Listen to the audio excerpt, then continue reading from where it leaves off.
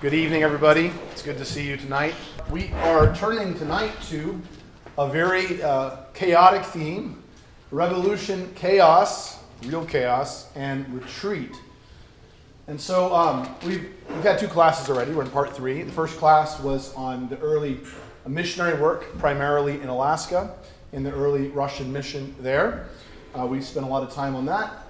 Week 2 was spent on the era from the 1860s into World War I, developing missions and mass immigration. And we spent, of course, had a lot of good conversations there. In particular, we unpacked we had a timeline, we unpacked 3 big themes. That these things profoundly affected the Orthodox Christian churches in America over these last 100 or so years. Do you recall what some of these themes were? What's the biggest one? The biggest single factor in Orthodoxy's development in the 19th century? Immigration. Immigration, yeah. It really is, it's huge. And I mentioned that between these years of 1865 and the start of World War I, we had nearly 30 million immigrants. And that's at a time when our nation had 30 million people. So imagine what that did to American culture. It certainly impacted us because in that period, floods of immigrants came from lands that were either historically Orthodox or almost Orthodox, which leads us to the second theme. The second theme is there was a lot of missionary work that went on in this period. Some of it was very successful, some of it was not. Among the successful type was missionary work to those who were very, very close to Orthodoxy anyway. And who were those people who were very close to Orthodoxy that we reached out to? Not Episcopalians. No, that was a disaster. That was a total disaster. The Uniats, the Byzantine Catholics. And I don't think, it hit me after I finished last week's class that I need to emphasize again, I don't think people in our OCA realize to what extent that mass of Uniat Christians becoming Orthodox totally changed what became the OCA. Without that body, our church would not be here today. Because the Russian church was not very big, and there wasn't a huge immigration of Russians necessarily. There was a huge immigration of people on the borderlands of Ukraine, Poland, Slovakia, Austria-Hungary, and these people were not usually Orthodox. They were Byzantine Catholics who had been forcibly converted 400 years before to the Catholic faith under the tyranny of Catholic kings. So, we had a major success in reaching these people in the 19th century, bringing them into the Holy Orthodox faith, and they are now, people like Carl Lezak are pillars in our churches in America, and they're from that stock of people. So, of course, we mentioned the successful things, St. Alexis Toth being a Carpatha Rusyn who was part of this movement, all these wonderful little folk things that happened. We also need to mention the weird things that happened, and we did. We had lots of crazy Episcopalians, no offense, Mary, people that came into the church with strange ideas, and almost every priest that was ordained that was a convert in the 19th century left the faith, which is very scary to know. But it was not a good number, not a good retention number, not generally a very good experience of conversion. So we had 2 very different kinds of conversion in the 19th century. One was foundational, one was experimental, and maybe it gives us lessons for the current wave of conversion. We also have, you have crazy Protestants too, though. All right, so what I want to say, though, about all that is all of these conversion stories, really, I think, this is part of the lesson here, they echo out into our own times, right? What were the concerns of those converting? If you were Protestant or Catholic, well, they wanted baptism to be proper, they wanted rituals to be correct, they wanted apostolic succession to be perfectly documented, they wanted precision in church life to some. They had almost these fetishes of things that were important to them, but they didn't really care about the whole package of orthodoxy. They had their pet issues, and those issues drove them into orthodoxy. And then when those issues were not scratched properly to their liking, they left the church. So this is an incredibly important cautionary tale, because these same kind of people dominate the internet today and often drive the narrative outside of our parish communities, so especially online. So, okay. All right, one name we overlooked last week, and I really want to mention it because she's so pivotal to our to our services in Orthodoxy. Anyone who is the most important female in the early development of Orthodox America? Anyone know? Hapgood? Isabel Hapgood. Isabel Hapgood is an amazing figure. She was a linguist, and I did not put her in last week, and so I'm remedying that now. She was active in the late 19th century, early 20th century. She was an incredible scholar. She never married because in those days a woman couldn't really be a scholar and be married. And so she chose her scholarship. She was an incredible scholar. She spoke many languages. She loved Greek. She loved Russian, Slavonic. She was a devout Episcopalian who loved Orthodoxy but was not desiring to convert. And she befriended all of these Russian bishops and priests and leaders in the church and was a great advocate of Orthodoxy in America. And she she translated our first major service book into English. And I should have brought it. I have it upstairs. Every priest uses this book. It's a bit stilted. It's a bit kind of like Book of Common Prayer sounding, but it's an incredibly important part of our heritage. And it's kind of like the Book of Common Prayer, if you will, in our history of texts. Right? It's very important in North American Orthodoxy. The Antiochians still give their new priest a copy when he's ordained. And I use mine regularly as well, even though for most services I don't use it, but I still use mine from time to time too. So she's a great woman. And interesting enough, when the revolution happened, she had friends in Russia who suffered, and she opened her home. She did fundraising efforts to help her Russian friends. She had a really big heart and was a very fine Christian person. So may the Lord give her peace and rest in his bosom. She's a great person. And the third theme. So we had the theme last week of immigration, theme of conversion. And the third theme was we had a shockingly wide assortment, both in terms of quality and sanity of leadership in the Orthodox institutions in our country. And we mentioned, some of the great ones. Bishop Nicholas Zyorov, a visionary, kind of a precursor to St. Tikhon, Patriarch Tikhon. That's him in old age, but that's him as a young man when he was in America, with St. John Kucherov of Chicago and St. Sebastian Dabovich of California. These are really important figures, and their legacy is huge. So, but of course, along with them, we mentioned some bad eggs. I didn't have a picture. I didn't have a photograph of the bishop that was bad. There was a couple of them that were really bad. I thought that would sort of hold the place, but we've had some bad leaders, and part of our legacy, both with the bishops and with the priests, are, if you have a bad priest or a bad bishop, it's really hard to overcome that in the immediate term. And so sometimes people suffered, parishes closed, and then we had to have a reconfiguration of things. So that's part of our story. So we also went through the timeline of this period. I won't go through this all again because we have so much to go through tonight, but the timeline's important. There it is. I hope Audrey includes that in the slideshow for the video. You can pause it if you like.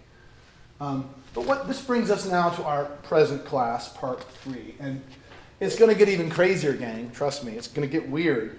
We've got the scream. It's like, in some sense, what happens in this period after the war, between the wars, you might say, is so heart-wrenching and sad.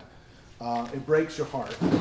And so Matthew Namey, my friend, the historian, a very kind man who does a lot of work. He wrote this book, Lost Histories, that we're kind of using a bit for this class. He posits that the years 1917 to 25 were the 9 years that almost destroyed the Orthodox Church. Now, of course, he's being a little melodramatic. We definitely believe that our Lord said to Peter, when Peter confesses that Jesus is the Christ of the living God, the Lord says, "I tell you, you are Peter, and on this rock of your confession, I will build my church, and the gates of hell will not prevail against it." We believe this, right? We absolutely believe that the gates of hell won't prevail against the church.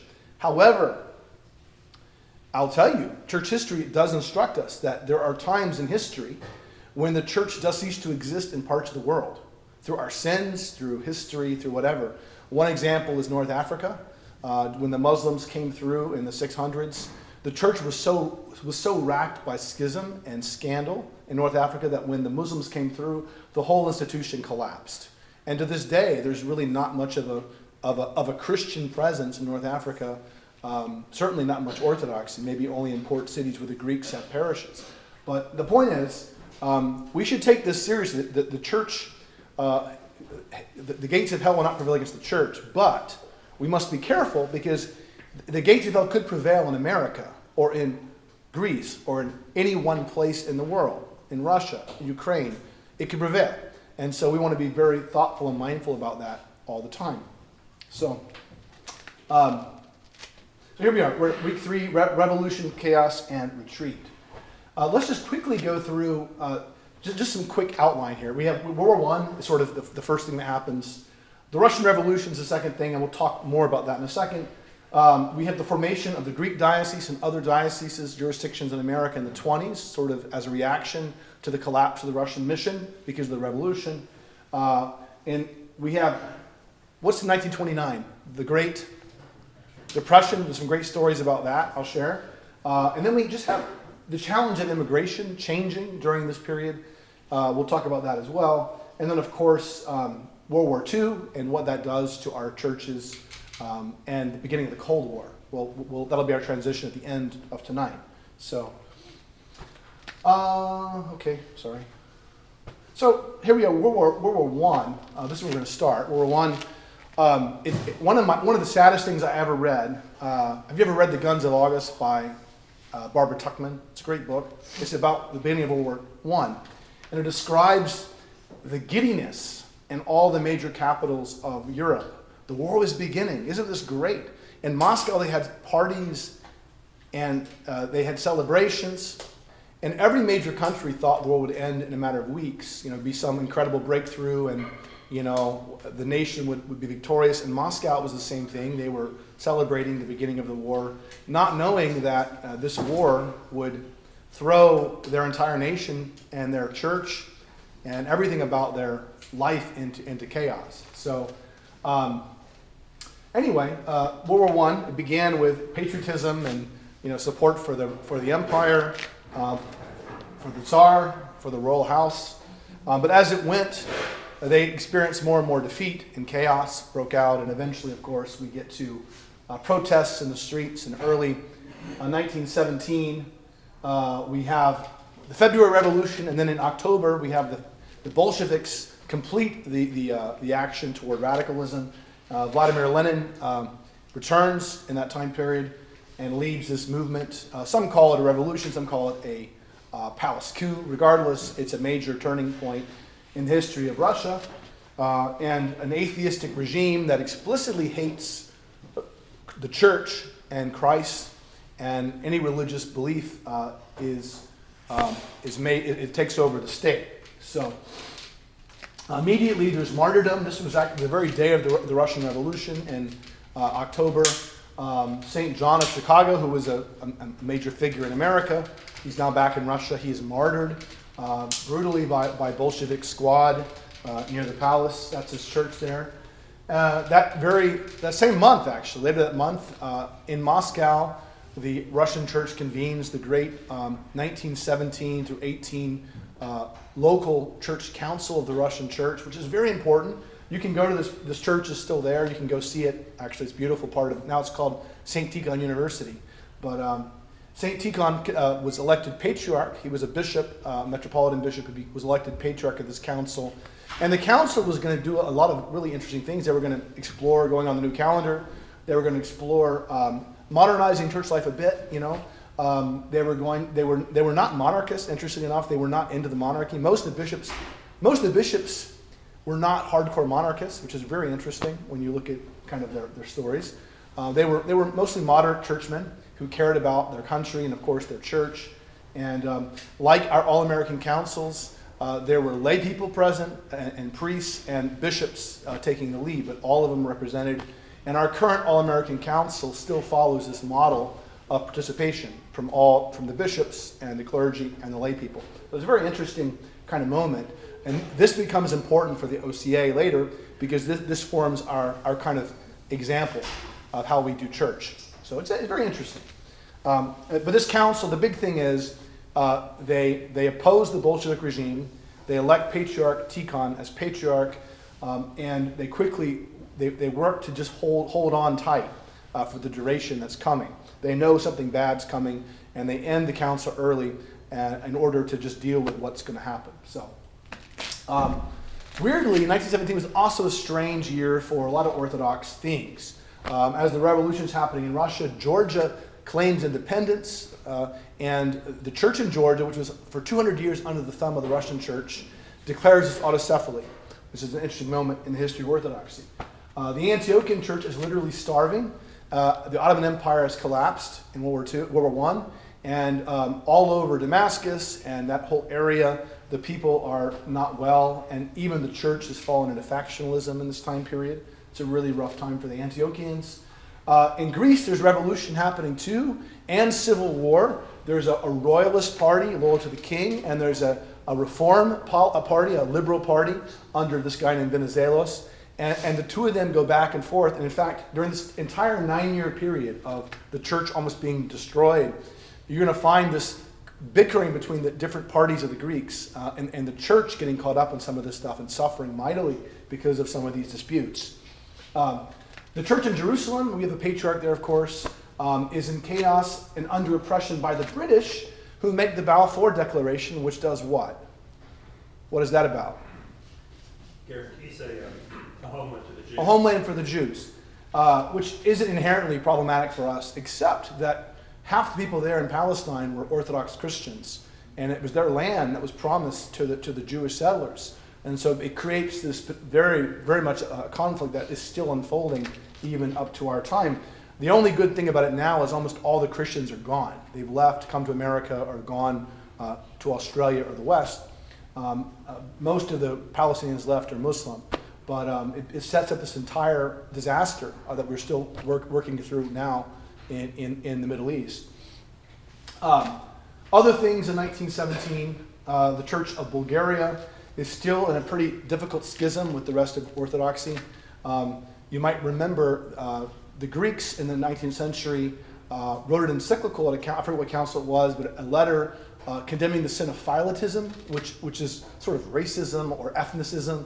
And they anathematized the Bulgarians because the Bulgarians would not. The Bulgarians didn't want to be part of the Greek church because the Greeks would make them Greek, and so the Greeks accused the Bulgarians of being philotists, which is kind of ironic. Anyway, it's very strange how that worked. You're like, I'm not sure we're talking about the same thing, guys. You know, but this is a problem then, and you have echoes of this now. So, and even affecting America too. So, 1918 gets worse, guys. It gets worse and worse. Patriarch Tikhon anathematizes the Bolsheviks in Russia because they're killing people and doing terrible things. The Bolsheviks turn the favor and they deprive the church of legal status. Personhood. The church can't own property. It can't do anything. In fact, all the churches are nationalized, and so it'd be like in this church, if the local government said, okay, there's this building here at 100 Lime Lane, and you may use it for your services, but it's owned by the state or by the city. Imagine that's what happened in Russia. All the churches were owned by the state, not by the church anymore. And so they could just say, we're going to make it a movie theater or a dance hall. And that began to happen in 1918. The Civil War, of course, rages on in Russia. The royal family, as well as many clergy and enemies of the people, quote unquote, are executed. This is happening in 1918, July. The British begin illegally selling off church land in Palestine. It creates a huge brouhaha among the Christians there. It's illegal.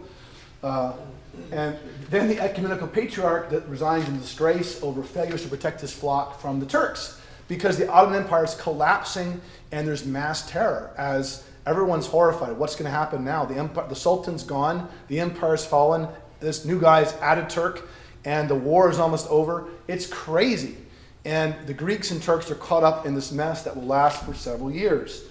There's also systematic persecution of the Orthodox Christians in the land that is now Poland. You remember at the end of World War I, the Russians ceded land as to Germany to create a new Poland. That was part of the end of the war deal. Poland is reconstituted. And the first thing Poland does is it steals all the Orthodox churches. And it forcibly converts them either into Catholic churches or into movie halls and dance halls. And 400 churches, imagine that. That's what happened in Poland between the years 1918 and 1924. 400 churches, and there were priests killed. We actually have a Saint Basil Martich of Poland. He served in America. He's considered an American saint. He was killed by the Polish Catholics after World War I in this period, trying to defend his church against the Catholics. So these are really tough stories, really tough times. And then, of course, to cap it all off, this character we'll see many times in the course of tonight. Archbishop Meletios Metaxakis is installed, and I use that word intentionally, he's installed by his political friends in Greece as Archbishop of Athens. Ironically, he has connections in America, and he forms the GOA, the Greek Orthodox Archdiocese, that very year from his see in Athens, and declares himself prelate of the Greeks in America. So that begins that particular jurisdiction. That's him right there, Metaxakis. Okay, and of course, the pandemic is raging, right? This is Spanish flu season, right? This is the year that 1/10 of the world dies from the flu. It's like a real pandemic, it's serious. And so that's happening all over Europe, and people are dying everywhere. So here we have some photos. In 1919, violence against the church escalates in Soviet Russia. The Bishop of Estonia, for instance, in one day he's murdered along with 20 of his priests. Ukraine is annexed by Soviet power, forcibly, of course, and the Soviets launch a bloody invasion of Belarus, which is declared independence. It'll be suppressed in this year, and as Soviet power spreads to as far west as Poland. At this time, there's no ecumenical patriarch on the throne, but this guy, Dorotheus, Metropolitan Dorotheus, declares that evangelism is unnecessary, which creates a big stir among Orthodox. Wait a second, this is not what we believe. And so begins this flirtation with what we might call the ecumenical movement. Tensions between Greece and Bulgaria in this year lead to a population exchange of 100,000 people. And that's because of the Ottoman Turks. People, just as it was in Roman times or Byzantine times, you had under one empire, people intermingled. So you had enclaves of Greeks and Bulgarians and Turks and Serbs and Macedonians and other groups. And they kind of lived in their villages and overlapped jurisdictions. Well, in the age of nationalism, that's not very good, because now you have these small Balkanized states, the Balkans, Balkanized states, and you want your own people. So there's these massive population exchanges happening all across this area. And these are two Orthodox countries, but they're kicking out 100,000 people, which is nothing compared to what's going to happen next. Oh, good news. Romania is finally united. The Romanian church, for the first time in history, has one patriarch and one church. That's a nice piece of news. Notice it includes a piece of territory on the far east, which is now what? Anyone know? Which is not part of the Romanian church now. It's Moldova, or Moldavia. Right now, Moldova, under the Soviet regime, it was part of the Russian Orthodox Church, even though most people were Romanian heritage. And now there's two jurisdictions there, a Romanian patriarchal jurisdiction of Moldavia and a Russian church jurisdiction in that same territory. And they each have their own metropolitans. It's not healthy. So, 1920, the ecumenical patriarchate suggests and communicates that all Christian denominations are essentially the same. They articulate in a document for the first time the branch theory. So it creates, again, more tension, more chaos. Orthodox Christians in Palestine and in Syria are under attack and in danger from Zionist British forces and really the civil chaos of the former Ottoman lands. Good news, the Serbian church unites and they elect a patriarch in Yugoslavia. Another revolution happens in Greece. Meletios, who was the archbishop, Metaxakis, he flees to America. And he comes and heads the GOA for a couple years here in the States, maybe 1 year. At the same time, the future ROCOR bishops, Russian Orthodox Church outside Russia, they, for the first time, leave Russia. They leave Crimea, where the last stand is made. I forget, is it Kolchak or Admiral, what's his name? Anyway, they are there for the last stand, and they're losing to the Soviet regime, and they evacuate to Istanbul.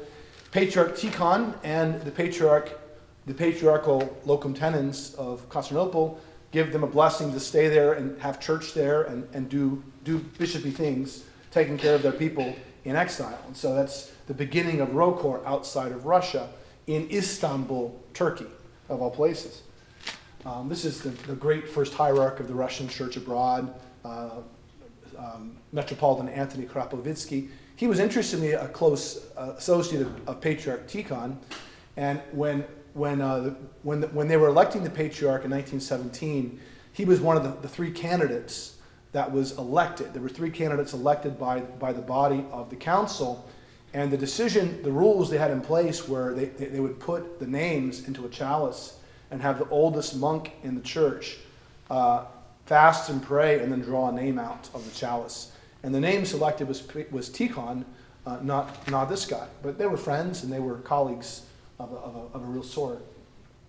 And of course he becomes the first head of Rokor. And they trace their heritage to this metropolitan now. 1921, we're only halfway through our 9-year disaster. Georgia, subdued by the USSR, reintegrated forcibly into the Russian church, and that's very difficult for the Georgians. Rokor sets up shop in Belgrade. They moved to Yugoslavia. I had a very close friend who grew up in Yugoslavia, in Rokor, and tells me all these great stories about growing up in that area. He knew Father Florovsky from that period, Father George Florovsky. And this was a time where these poor migrants caught their breath, got some sense of normalcy, and for about 20 years, until 1940, they lived peacefully. Most Rokor people lived peacefully in Yugoslavia. That's where most Rokor parishes were. That's where the synod was. The synod of the Russian church was called at that time the Karlovatsky Synod. You hear that sometimes. The Karlovatsky Synod is the name of the Rokor Synod before they left Serbia. So, at the same period, in 1921, 5 million Russians die of famine due to the Civil War and the destruction of that time. The Orthodox Church of Jerusalem is prostrate before the British and almost not even fighting for its people anymore and its properties. It's kind of a scandal. And then the GOA is led by Meletios Metaxakis, who will then become elected later this year as Patriarch of Constantinople. And it's a very highly controversial election. It's almost like a 2020 election. There was fake news and election cheating and ballot fraud and all this. And all these kind of charges were floating around. I think they convened the synod without everyone being present, and they did it real fast in the middle of the night. It was a weird story. But he was elected patriarch, and I'll just say wherever he goes, he causes problems, and we'll see some of that here in this next year. The ecumenical patriarch, then Meletios, the new one, asserts semi-papal powers for the ecumenical throne. This is the first time, I believe, that the ecumenical patriarch applies the canons of Chalcedon to itself and argues that it has prerogatives all over the world because of the barbarian lands. In Chalcedon canon, I forget, there is a clause about the ecumenical patriarch having prerogatives to missionize the barbarian lands. And he used that to say, well, I have jurisdiction everywhere now because anywhere that's not Greece is barbarian. So that's what he said. And to this day, the ecumenical throne articulates that vision, which we disagree with. So anyway, that's not been received by most Orthodox around the world, let's just say. So the ecumenical patriarch also gave autocephaly to the Czechoslovak church, which was a good thing, I suppose. Same year, Stalin becomes general secretary, and show trials begin in the Soviet Union. Same year, also, the Living Church is established. The Living Church is a Soviet plant. It was established by disgruntled former priests who were mad at their bishops, who felt bishops had too much power, and they wanted to be Presbyterians. And so they started their own synod with married bishops, and you could be divorced. You could have 2 wives. You could all these things. They reformed everything. They went on the new calendar immediately. All these things they did. And by the way, when they went on the new calendar, the real church then had to say, we're not going on the new calendar because they didn't want to be confused with the living church. So that's part of why the Russian church to this day is adamantly on the old calendar, because for many years you had this parallel church supported by the Soviet government that was modern and liberalizing and everything else. And then the patriarchal church under Patriarch Tikhon was like, we're not that. And they had to be very clear lest the people be confused in Russia about where the church was. So these guys are really bad. They burned down iconostases. They wanted the church to be basically Protestant. It was a very strange period of time. And what's weird, though, is they sent people to America, and we'll see that in the next slide, people to America to missionize, but missionize in a kind of weird sense. It was more like to radicalize the union workers and make them revolt against the established church and against the government and become pro-Soviet. So they were like a fifth column into America, which you'll see in a second. Okay. The same year, Metropolitan Platon, who was our leader in the teens here in America, he's sent back. He's actually homeless, and he requests a blessing from the Patriarch Tikhon to return to America. And Tikhon says, go and become Metropolitan there. Lead the church in America. And basically it's like, do the best you can until you hear from me again. We never heard from Tikhon again. That was the end of it. And so that was the beginning of the OCA, you might say, is when Platon is sent here to organize the church life in America. All the money's gone. He's here with a bunch of Carpatho Russians trying to make church go. There are a bunch of peasants from Pennsylvania and from the coal mines and steel mines of Ohio and Alaskans and Californians, and he tries to stitch a church together, and he becomes really the first leader of a church that is independent. Right? Before that, we were definitely under Moscow. Now the Metropolia, it has a leader in him, but we're really independent for the very first time. So this is a big date for the OCA, 1922.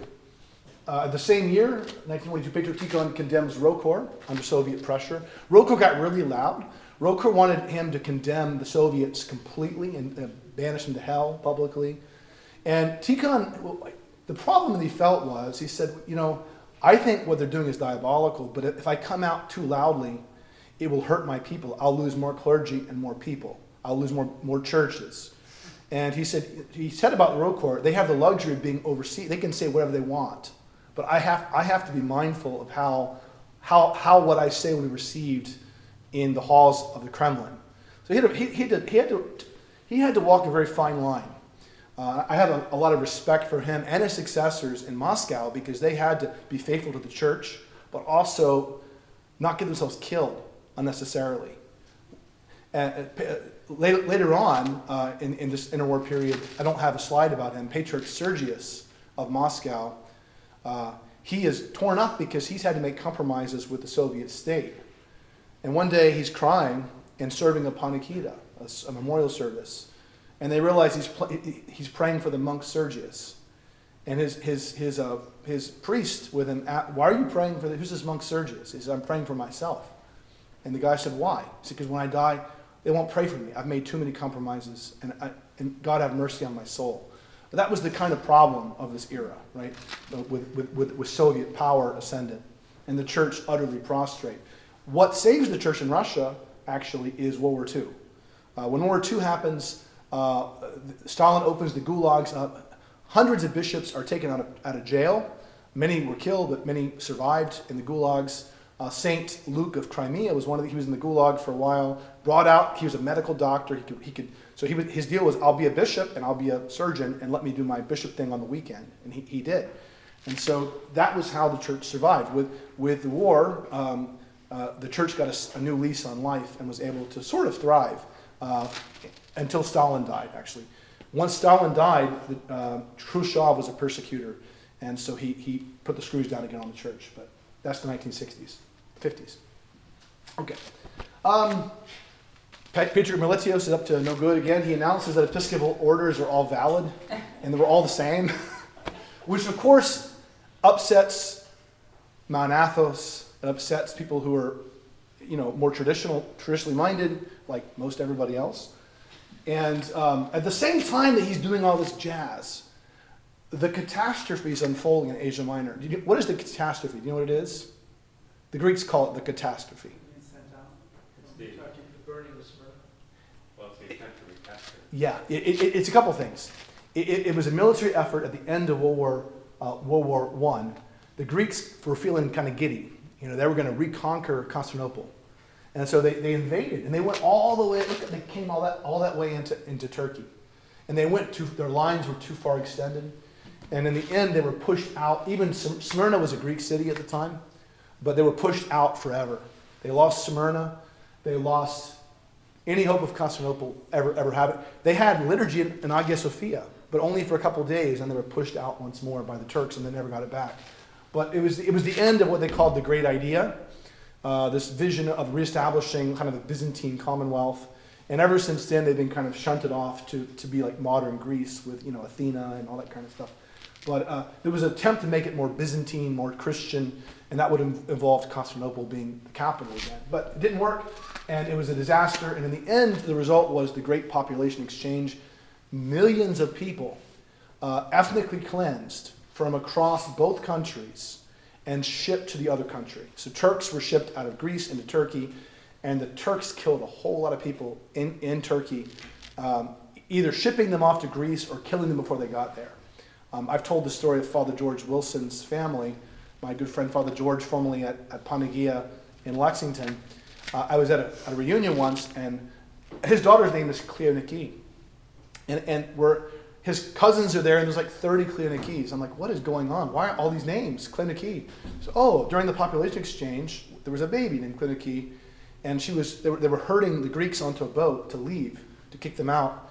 And she started crying, and a Turk bayoneted the baby and threw her into the Aegean Sea. And he said, we never forget, little baby Cleoniki, and now she's always, in every generation, remembered. But that's how, that's part of the memory of these people, right? So, and I'm sure there are atrocities both ways. I'm not saying there's not. But the point is, this is trauma. This is very, very difficult for the Orthodox people in Greece. So you have the catastrophe happening. You have the Albanian church limping toward autocephaly, but it won't quite get there. 1923 is a dumpster fire, total dumpster fire. Patriarch Tikhon's under house arrest. The Living Church is attacking him in the media and trying to acquire all of his churches. France is destroying Christian Syria, and Britain is destroying Christian Palestine. Greece and Poland are in chaos, and Orthodox people are literally in something like a civil war in both these places. It's really terrible. So what's the best thing to do pastorally in the midst of all this chaos? What would you do if you were a pastor or patriarch? You're going to change the calendar, right? What a great idea. So this guy, patriarch, he's a bishop, I'd kiss his hand, but I don't like him very much. He changed the calendar in the middle of all this craziness. Which, I'm for the record, I like the new calendar. I'm in favor of the new calendar. I think it's great. I think the way it was done was terrible. Because he changed the calendar almost unilaterally, forced it on the churches, and then the monks revolted because the monks felt like they weren't listened to and they weren't brought along in the process. And so he created a schism that, as to this day, claims 10% of Greek Orthodox Christians are part of the old calendarist movement. Not because I don't think it's about the calendar. It's about how it all happened and how flat-footed and what a dumpster fire his pastoral skills were. So, it was really bad. And of course, the scuttlebutt is, he didn't really believe in the church. He was a Mason, right? He was part of the Masonic Lodge movement, which is forbidden in Orthodoxy. You can't do that. He jumped pretty much every canon you can imagine. He broke it, and so the traditionalist Orthodox are losing their mind over this guy. And then other Orthodox are just trying to manage the crazy times, and the result is even more chaos in the church. And so, in the OCA, we were on the old calendar in 1980. So we weren't part of this movement at the time because it was just too much craziness.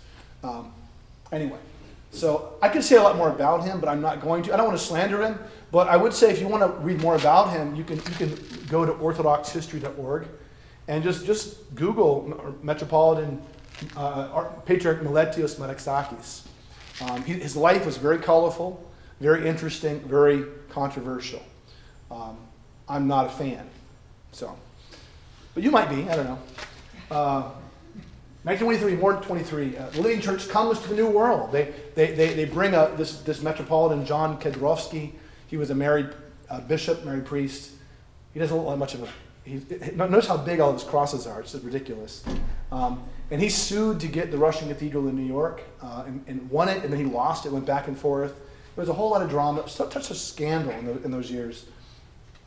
The Russian Church recognized, of course, Metropolitan Platon in this year officially, and the Russian exarchate under Metropolitan Evlogi in Paris in this year, but does not recognize Rokor. And part of it is they think Rokor is starting to get too meddlesome and taking onto itself too much authority in the diaspora. And instead they want to work directly, the Russian church wants to work directly with churches that have real flocks in real places. So like Western Europe and then North America. And so that begins a rift with Rokor that isn't healed until 2007. So now it's healed, but it wasn't for a long time. But this is an important figure. The Metropolitan Evlogi is important. He's the Metropolitan of Paris, a long-time Metropolitan in Paris, in the West. He spoke French. He liked French culture. He was a very good bishop. But he's important to the OCA. Anyone know why? What did he do for us? He sent us Schmemann and Meyendorff. So he trained a whole generation, not just them, but a whole generation of all of our early theologians came from his seminary in Paris. And so we trace, half the people I knew at St. Vlad's had some kind of training under this guy back in the middle of the 20th century. So he's very important to the Orthodox Church in America. And just for fun, Pope Pius commands all Orthodox scattered around the world to solve their problems by simply submitting to the Pope. He writes a letter to the Orthodox, just stop all this, join the Roman Church, I'm surprised more people didn't just do that. It was so bad in those years, but Lord have mercy. All right, this is our last year of craziness. Lenin dies and becomes incorrupt. There he is in Red Square, bathed in formaldehyde. The ecumenical patriarch decides to support and commune the living church. Imagine that. The EP communes the living church as the real church of Russia. It's a real scandal. They don't talk about it now, but that's part of the heritage, part of the story. Fanoli, who was a priest from America, he's an Albanian priest from America, Albanian Orthodox. He leads a coup against the Islamic king of Albania, and as priest becomes president of Albania, which is really interesting. He's quite a character. He holds on to power for a year or two, and then he's deposed and has to flee to Western Europe, and eventually comes back to America and starts the Albanian Orthodox Church in America. And the direct descendant of him, in terms of the bishopric, is Bishop Nikon. Many of you met Nikon when he came here, Bishop Nikon of blessed memory. Knew Fanoli when he was a little boy. In fact, he told Bishop Nikon would give our servers, Bishop Nikon's Albanian, but now the Albanian church joined the OCA in 1970. But Fanoli would give dollar bills to all the servers to thank them for serving. And Bishop Nikon had the same tradition. He learned from this guy and would give our kids in the altar little $1, $5 bills. So there's a connection here with this bishop. He was a very good man. He loved Albania. He wanted Albania to be Christian. And in the end, he failed, and he devoted his life to the church in America, and his descendants became part of the OCA. And this year, ecumenical throne gives the Polish church autocephaly. Things are finally calm in Poland.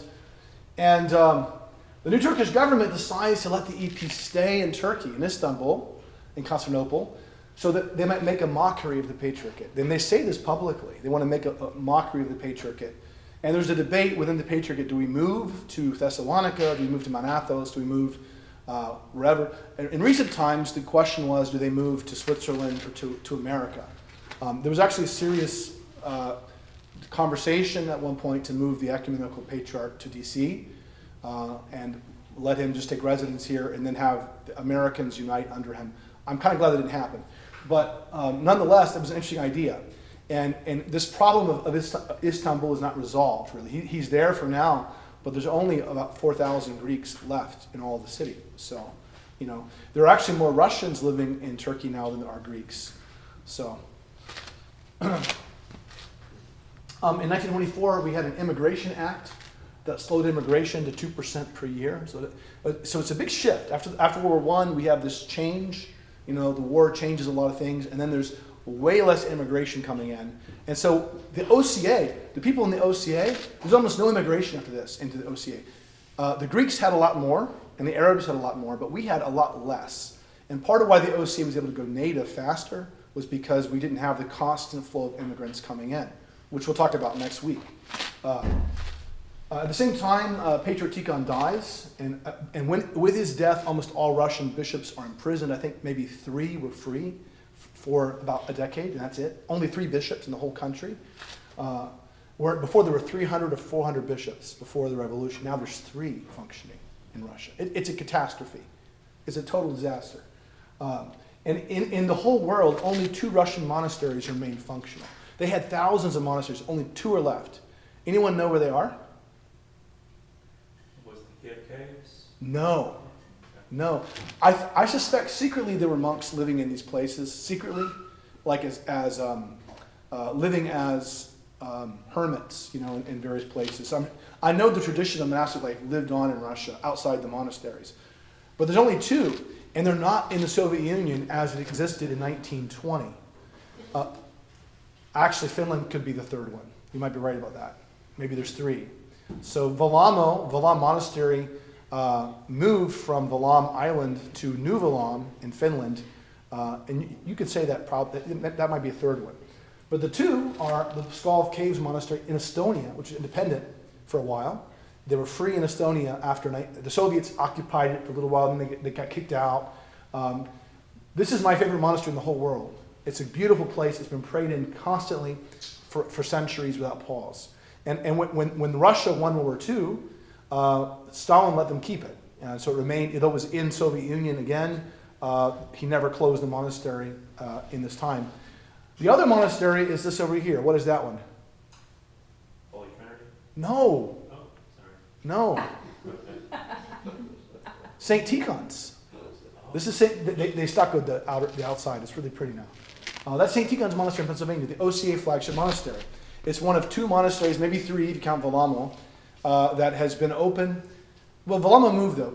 This was operational before the revolution. It was built by St. Tikhon when he was bishop here. It has been operating the entire time of the Cold War and is still operating today and is actually thriving. So it's kind of neat. One of the 2 Slavic monasteries in the world, Russian Orthodox monasteries, are here in America, and it's majorly part of our church here. So, as we come to the end of 9 years, let's just mention jurisdictions real fast. We have St. Raphael dying in 1915. And with the war on, they can't coordinate a new bishop. So there's this crazy guy named Bishop Aftimios Afesh. He's consecrated by some Antiochian consecrates him. He becomes the Antiochian. The Antiochians begin to go in their own direction at this time, not part of the Russian mission. And he ends up getting defrocked for a variety of reasons. But anyway, he's in charge of the Antiochians for a season, beginning their independent life. In 1919, the Russian mission wanted to ordain Archimandrite Mardari, now Saint Mardari, of the Serbian community, but the revolution prevented his consecration, and so eventually the Serbs invited him to come to Serbia, and they placed his parishes under their jurisdiction, and so that was the Serbian church. Saint Nikolai of Zhicha came as well to help Saint Mardari build churches. And he's a great saint. His relics are in Chicago. You can go see them. He's a wonderful man. Also, I mentioned Fan Noli. He begins a jurisdiction for the Albanians in the same season of history in the 20s, in teens and 20s, and eventually becomes the head of the Albanian church here before it joins the OCA in the 70s. Romanians begin arriving to America rather late. They only start coming at the very end of the 19th century, and they flood in later. After World War I, they begin coming in droves. But they were never really tied to the OCA. They were independent. They had metropolitans in Romania. They'd be under just randomly. And eventually, though, most of them joined the OCA in the 1970s as well. But that's a later story. So, the Greeks were divided into 2 jurisdictions from 1922 to 31.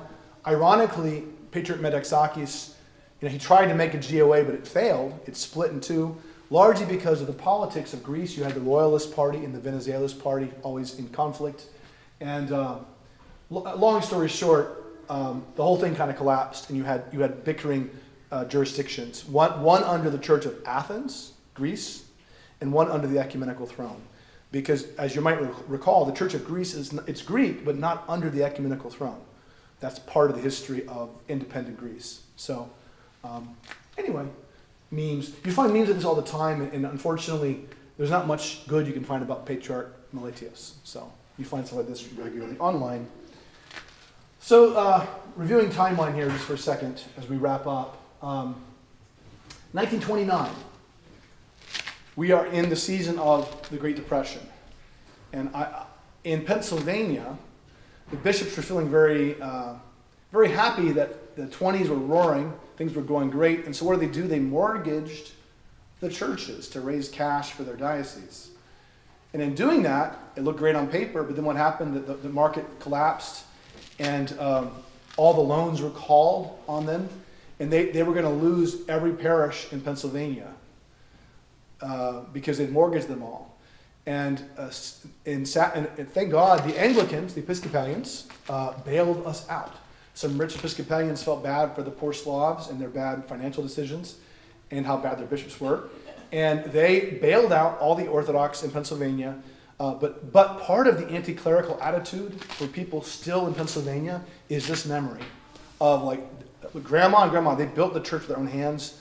We paid for it. The bishop mortgaged it. We almost lost it. And Father David has a story similar to that in Denver, his parish. Would you share that story, Father, with us? Tell the story. So, Denver's a long way from this time frame. It's a long ways away from the Eastern power, and society. And so they got mortgaged, and they were kind of out. In the 20s. In the 20s, and or the early 30s, I can't remember. But anyway, so there was a certain pious Serbian Orthodox man who was actually he was kind of a mafioso. He was kind of under the underbelly of Denver life, and he said, "Well, I will buy out the mortgage, and we'll reestablish this, but you have to change your name to the Russian Serbian Orthodox Church of the Transfiguration." So that's what they did, and we still got mail. We still got mail. That's so funny. Yeah. So these stories, I think, illustrate part of the challenge here. I mentioned last week that poor leadership has always been a feature in Orthodox America, and so I think what's interesting about a mature church, so our parish was a mission parish.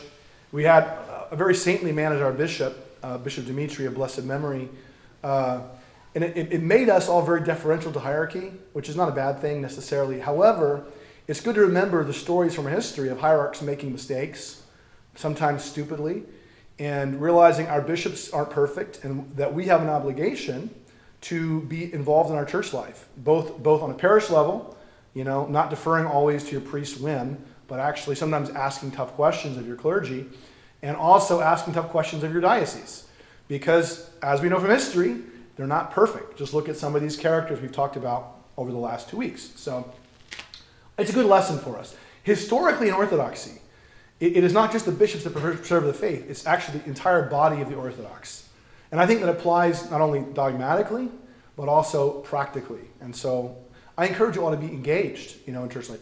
Look, when we have an annual meeting, look at the budget, ask questions. Don't just be bumps on a log, trusting all your clergy, because sometimes we need a kick in the pants to be reminded of how to do a better job, And frankly, we might have the grace of the Holy Spirit about spiritual things, but about practical things, I need a lot of help. And even spiritual things, I need counsel on too. So anyway, you're part of the family of God, so please remember that. That's a lesson I hope you carry from this class. Okay, so bailout, 1929, interwar years, immigration slows. I already talked about that for a bit. But other jurisdictions, they have a heftier immigration in that time period. World War II, at the end of World War II, there's a massive influx. Oh, by the way, this is I love him, Metropolitan Theophilus Paszkowski. He was our Metropolitan after Metropolitan Platon. He was a married priest whose wife died, and they made him Metropolitan. I love this picture of him and St. Arseny of Winnipeg by this 48-star flag in the interwar period.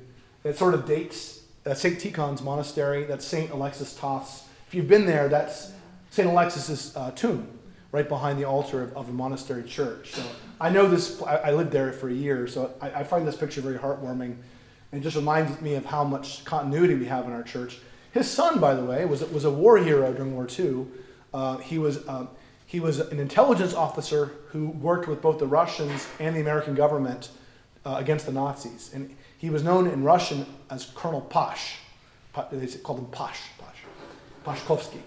Well, yeah, but a great patriot for both America, but he also loved Russia too, and worked to help us build bridges during the war. So, anyway, the other feature of the interwar period that's important is the building of our seminaries. The first time, now we're really on our own. We have no Russian church to support us. The Greeks are on their own. We're all kind of trying to manage. And in this period, 1938, St. Tikhon's and St. Vladimir's are founded the very same year, which is kind of weird. St. Tikhon's was founded to be a pastoral school for maybe village priests, you would say, a village priest school.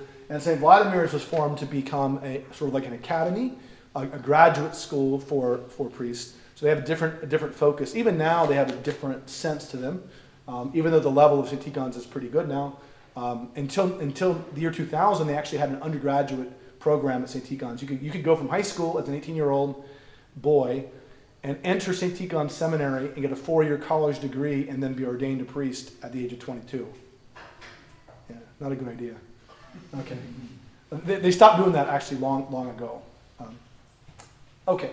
So, and also Holy Cross Seminary for the Greeks was founded around the same time, in the 30s rather. So, 1938, I think. Okay, so at the end of World War II, the war's over, and one of the biggest groups that's coming into America are Russians. And these are Russians who were displaced by the German invasion, first of all.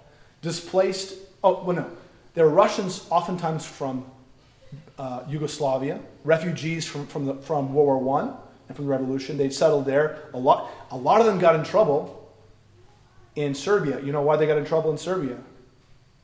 Because in Serbia, right as Hitler invaded, he promised all the Russians that if they supported his invasion of Serbia, he would give them a Russian regiment to liberate their homeland from Stalin. And so many of the Russians in Serbia betrayed Serbia on the promise of Hitler helping them liberate Russia from godless communism. Imagine, this is a true story. One of my good friends, he's now departed this life, his name is Oleg Belayev. He'd be 100-something now. I did an oral history project with him when I was in my 20s. And he told me the whole story of how he collaborated with the Nazis. And he felt terrible because he loved Serbia, he loved Serbian people. But he collaborated with the Nazis, joined the Wehrmacht, wore a uniform, and when he realized the war was ending, he took the uniform off and just started walking west until he found the Western lines. And then he lied about working with the Nazis because if he told them he'd worked with the Nazis, they would have shipped him out to a camp somewhere and probably back to Russia where he'd die in a death camp. So and he told me I could not talk about this until after he died. He said, because technically I perjured myself and I wanted to save my life. I'm like, okay. But yeah, he's dead now, I can say it. But amazing guy, he did this and he felt terrible about what happened. But anyway, that's part of Rokor's story. They were in Serbia. They ended up all over the place in Europe after the war. They had to go west because if they went east, Stalin would take them back to Russia and kill them. That happened to 1 million people. 1 million Russians caught in Europe after the war got liquidated. So the Soviet Union is not a nice place. Anyway, I have a soft spot for it, but it's not a nice place. Okay, so at the end of the war, Russians fled to America, and a lot of those were in Rokor, and that was sort of Rokor's beginning as a major force in American Orthodoxy. Before that, they only had a few places. I think they had Jordanville, a couple small foundations, but after the war, they come from DP camps, displaced person camps in Germany and elsewhere, and they come to America, and they start what we now know as the Rokor in America. And they're very different, though, from the Metropolia people because, first of all, they're real Russians. They're not Carpatho Russians. They're not Ukrainians. They're not villagers. These are high-class people who lived in Moscow, Petersburg, who were proper Russian speakers, not this kind of folk Russian that our people do. They were, readers of Tolstoy and Dostoevsky. And so these folks come to America, they're princes. And I actually, Father Schmenen's wife, I knew her at St. Vlad's. He was already dead, but she was Princess Osorgina, and I once saw someone kiss her hand. I mean, these were Russian aristocrats. She was from that group. Eventually they came to the OCA, but they were from that group of people. originally. So anyway, here we go. I think that's about it. So we're at the end of the war. The future OCA is still very much an ethnic metropolia, with mostly Ukrainians and the Russians in it. The Greeks have a fully established archdiocese now. After 1930-something, they unite into one, and they have their own identity now. The Antiochians are divided, but eventually they form two distinct dioceses that eventually unite in the 50s, but they're functioning. The Serbs, the Romanians, the Bulgarians all begin patriarchal jurisdictions in this interwar period that we still have with us to this day. ROCOR, by the end of the war, is made to America and is part of our scene here, but they're very isolationist. They stick to themselves because, because they're keeping the... Part of ROCOR's identity was they did not want to integrate because their goal was to go back to Russia and save Russia for God. That was the whole ROCOR thing. The Carpathian Russians didn't care about it. They never lived in Russia. They didn't know what Russia really was. They came to America, they wanted to eat, and they wanted to have jobs. And they came here, and they didn't look back. The Russians were always looking back to Mother Russia. They had the Tsar's icon and picture in their homes. They're always thinking about the motherland. It's only in my lifetime that ROCOR really began to change. I remember in the 90s, I had a friend who was Russian, and she was very much, we're going to go back to Russia one day. And now that's not the case anymore, I don't think, in ROCOR, but that's part of its identity. And that's also why they were so, we keep the old traditions, we keep everything exactly like in Russia, we don't change anything, we don't, if they didn't do it there, we don't do it here. Very strict, because they always thought about, we're preserving Orthodoxy to go remissionize Russia. Because they also believed, too, that the Russian church was graceless. They believed that the Moscow church had compromised so much that it had no more real identity anymore. And later on, ROCOR admitted that wasn't true. And they realized that the church had been preserved by the Moscow Patriarchate in those years, and by the people. So, all right, that's a good place to stop. Next week, we'll look at the emerging American church, the post-war years. Very interesting time. Not as many scandals, guys. This is the worst scandals of all. And then we'll look at the sort of recent history since the 90s. Really fascinating stuff happened in the 90s and still is happening today. So, any questions? Yeah? Is the living church still a living church? No, it's dead now. It was disbanded officially after World War... Oh, part of the deal, when Stalin blessed the church to reopen during the war, part of the deal was the living church got shut down. So all the churches they stole were taken back by the Orthodox, and they had no support from the people. The people just left them. There was no natural... the people thought they were a fake church. So I think a couple parishes went along to the 60s, and that's it. Wasn't there one priest you showed us who came to America and had a church in New York? Yeah, it lasted for a little while. Disappeared. There's a great article by his daughter, and she's like, yeah, my dad was a fake priest. It's really funny. And she goes through the list of all the things that were bad, like what was wrong with the living church. Look it up. They're called either the living church or the renovationists. Obnovlenцы in Russian. Literally, the renovators, the renovationists. So, but Zhivaya Tserkov, living church, or the Obnovlenцы, the renovationists. So they're kind of the boogeymen of the Russian church, and that's also why the Russian church is so sensitive about like St. Vladimir Seminary kind of prayers out loud. They don't like that. They want big iconostasis. They want ultra Slavonic. Oh, because they also did Russian. They did Russian language in the services. And the Russian Orthodox Church is like, no, we do Slavonic. So you had all these distinctions that were made. And to this day, there's still a very hesitant impulse in the Russian church, partly because of the legacy of the living church being so bad. It was really bad. So, but in America, we don't have that, The living church really, I think they had maybe 2 or 3 parishes, and they tried to agitate in labor unions. So that's what they did. It was the 1920s and 30s. It was a crazy time in America. Think about the New Deal. Think about one of my favorite politicians in American history is Huey Long. He was basically kind of a radical. He was a strange guy. But yeah, labor unions. Imagine living church fitting in right with all that politically.